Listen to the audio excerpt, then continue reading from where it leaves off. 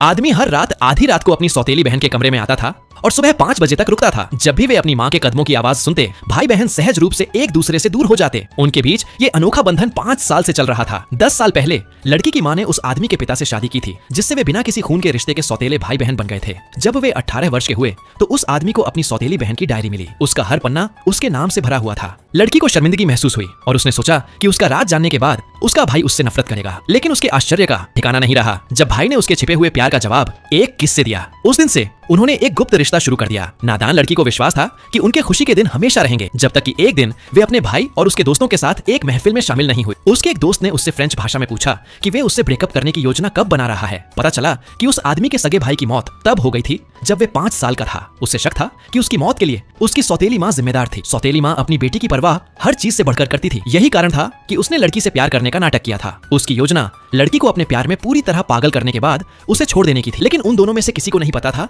कि लड़की फ्रेंच समझ सकती है। सच्चाई जानने के बाद उसने तुरंत वहां से हटने का बहाना बनाया और वॉशरूम चली गई। वे ये स्वीकार नहीं कर पा रही थी कि उसके भाई का प्यार एक झूठ के अलावा और कुछ नहीं था। इसलिए उसने अपने इस 5 साल के उलझे हुए रिश्ते को खत्म करने का फैसला किया। उसने अमेरिका में पढ़ाई के लिए आवेदन किया और 10 दिनों में जाने वाली पार्ट 2 के लिए अभी सब्सक्राइब करो।